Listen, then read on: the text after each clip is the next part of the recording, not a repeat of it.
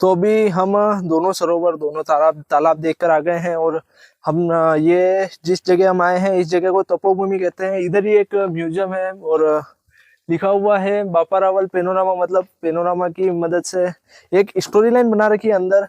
हर एक जगह पे उनके पूरी इंफॉर्मेशन देके एक स्टोरी बना रखी है कि आखिर कहाँ बापा रावल का जन्म हुआ था, कैसे वो अफगानिस्तान गए थे, कैसे कश्मीर जीता था, कैसे चित्तौड़ जीता था। अंदर जाएंगे, आपको सब कुछ बताएंगे। और नीचे ही एक जहाँ पर मेन एग्जैक्ट जगह है जहाँ पर उन्होंने तपस्या की थी, वो मंदिर नीचे ही है। तो ये म्यूजियम है, हम अभी अंदर जाते हैं और आपको ये इस सब जानकारी देते हैं। ये देखने के बाद में हम नीचे जाएंगे जहाँ पर प्राचीन मंदिर है, जहाँ पर एग्जैक्ट जगह पे जहाँ पर बापा रावल ने महादेव जी की सेवा की थी, तपस्या की थी। अंदर जाते ही एक स्टोरी लाइन स्टार्ट हो गई। हर चित्र के ऊपर उस चित्र की इंफॉर्मेशन दी हुई थी। इस छवि के मुताबिक बापा रावल का जन्म 712 ईस्वी में माना जाता है। अब बापा रावल का असली नाम महेंद्र था। बापा उनकी उपाधि थी, रावल उनका पद। बादशाह ने जब गढ़ बैराट पर चढ़ाई की तो वहां का राजा रूप से युद्ध करता हुआ मारा गया। उसकी रानी चौहान विचित्र कुंवर, जो गर्भवती थी, गढ़ बैराट से निकलकर अवंतीपुरा उज्जैन होते हुए नागड़ा आई, जहां रास्ते में बापा का जन्म हुआ। नागड़ा में एक ब्राह्मण के घर उनका पालन पोषण हुआ। माना जाता है बापा रावल जंगल में गाय चराते हुए हारित ऋषि के संपर्क में आए। इनकी प्रतिभा को हारित ऋषि ने पहचान कर शिक्षा दी और शक्तिशाली बनाया। बापा 11 साल की उम्र में जंगल में गाय चराने जाते थे। 500 भील बालकों को साथ लेकर एक राजा की तरह वन में खेला करते थे। बापा रावल को हारित ऋषि पर अटूट श्रद्धा थी। हारित ऋषि ने बापा रावल को आशीर्वाद दिया कि तुम मेवाड़ के शासक बनोगे। हारित ऋषि पाशुपात लकुलिश संप्रदाय के सन्यासी थे। बापा ने हारित ऋषि की खूब सेवा की। अरब खलीफाओं के खूनी संघर्ष और धर्म परिवर्तन के अत्याचारों से हारित ऋषि दुखी थे। बप्पा के व्यक्तित्व, विचारों तथा प्रतिभा से हारित ऋषि काफी प्रभावित हुए। हारित ऋषि ने बापा रावल को प्रतिदिन एकलिंग जी की पूजा अर्चना, यज्ञ, योगाभ्यास करने का आदेश दिया। महाप्रयाण का समय आने पर हारित ऋषि ने बापा को आदेश देते हुए कहा कि एकलिंग जी को राजा मानकर और एकलिंग दीवान बनकर तुम शासन करोगे। मेवाड़ के दक्षिण में शैलमाला के भीतर इधर नाम का एक भीलों का राज्य था। मंडलिक नामक एक भील वहाँ का राजा था। एक दिन भीलों के लड़के बापा के साथ खेल रहे थे। सभी लड़कों ने मिलकर बापा को अपना राजा बनाया और एक भील बालक ने अपनी अंगुली काटकर अपने खून से बापा के माथे पर राज तिलक किया। इधर राज के मांडलिक राजा ने यह घटना सुनी तो वह बहुत प्रसन्न हुआ और बापा की प्रतिभा से प्रभावित होकर उसने अपना राज्य बापा को सौंप दिया। बापा को सर्वाधिक सहयोग भीलों से प्राप्त हुआ, जिसमें इडर राज्य के मंडलिक भील राजा का विशेष सहयोग रहा। इसी शक्ति के आधार पर उन्होंने सर्वप्रथम द्रोणागिरी के शासन दुर्दांत को परास्त कर द्रोणागिरी पर राज किया। द्रोणागिरी की विजय के पश्चात बापा ने भील सैनिकों के सहयोग से गाजनगढ़ पर आक्रमण किया। वहां का दुर्गपति शमशा युद्ध में मारा गया तथा उनकी सेना को करारी हार का सामना करना पड़ा। इस प्रकार बापा रावल ने अपने पूर्वजों के हारे हुए राज्य को भी जीतने में सफलता प्राप्त की। ऐतिहासिक तथ्यों के अनुसार चित्तौड़ को मौर्य वंश के राजा बृहदत्त के पुत्र चित्रांगद मौर्य ने बनवाया था। इसी के नाम पर इस दुर्ग का नाम चित्रकूट पड़ा और चित्रकूट ही बाद में चित्तौड़ हो गया, जिसके साथ त्याग और बलिदान की अनगिनत गाथाएं जुड़ी है और उससे जुड़ा है एक लंबा इतिहास। इस दुर्ग के वीर आन बान और शान को कायम रखते हुए बड़ी से बड़ी शक्ति के सामने कभी नहीं झुके। कवियों ने इसकी माटी को सोने व चांदी से भी अधिक महंगा बताया है। आए न सोगे ओल में हुए न चांदी होड़, रगत बाप मंदी रही मांदी गढ़ चित्तौड़। हारित ऋषि ने बापा रावल को शिक्षा दीक्षा, पर्याप्त धन व सामर्थ्यवान बनाकर चित्तौड़ पर अधिकार करने के लिए प्रेरित किया। बापा रावल ने हारित ऋषि के मार्गदर्शन में भगवान एकलिंग जी को आधार मानकर उनके दीवान के रूप में शासन सूत्र हाथ में लिया। बापा रावल ने मान मौर्य को पराजित कर चित्तौड़ को अपनी राजधानी बनाई।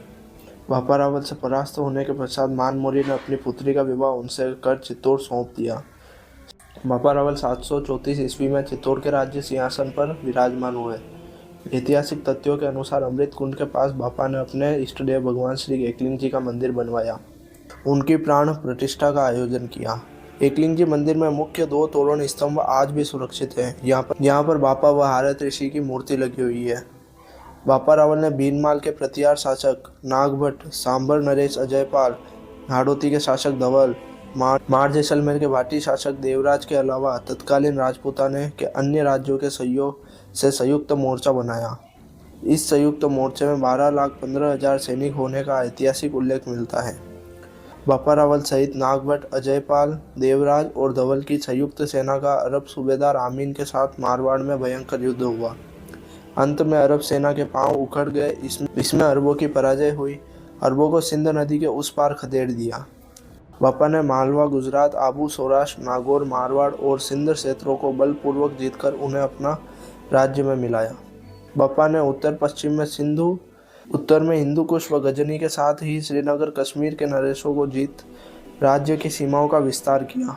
बापा रावल ने संयुक्त मोर्चे की सहायता से अरबों को परास्त करने के पश्चात गजनी पर आक्रमण कर वहां के बादशाह अल्लाह इरम को परास्त किया और उसे कैद कर लिया।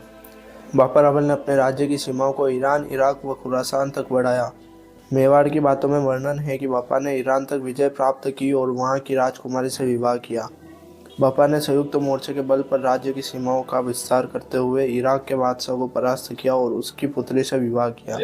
रामनाथ रत्नू ने इतिहास में लिखा कि बापा रावल ने 26 साल तक चित्तौड़ पर राज्य करने के बाद खुरासान चले गए।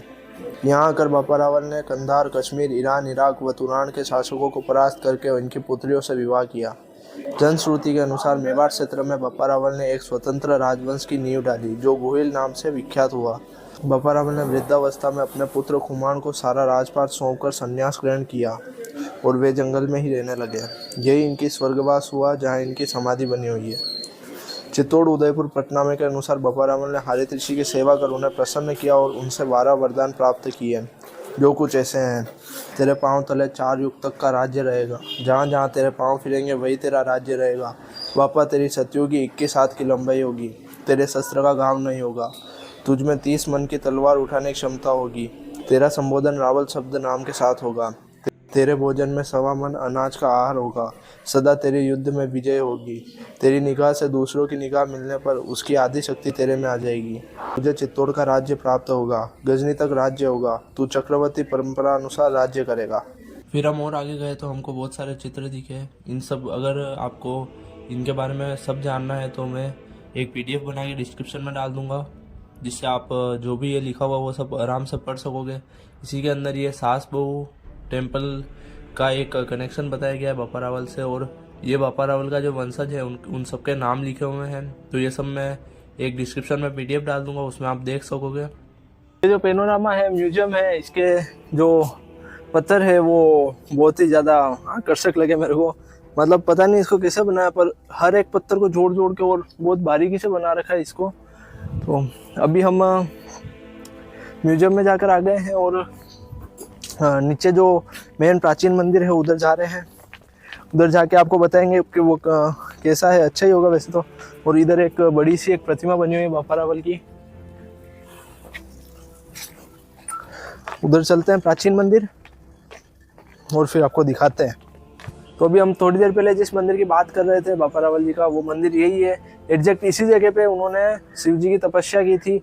और मंदिर के अंदर वीडियोग्राफी और फोटोग्राफी अलाउड नहीं है, तो मैं नहीं चाहता मैं इनलीगल क्लिप्स बनाऊँ। तो मैं यहीं से आपको बता देता हूँ कि जो मंदिर है उसी के जो मेन मंदिर के बीच में, आप नॉर्मली जो मेन मंदिर के बीच में जो प्रतिमा लगी हुई होती है उसी एग्जैक्ट जगह पे उन्होंने तपस्या की थी। तो आज के वीडियो में इतना ही। अगर वीडियो अच्छी लगी है तो वीडियो को लाइक करो, कमेंट करो, शेयर करो अपने दोस्तों के साथ।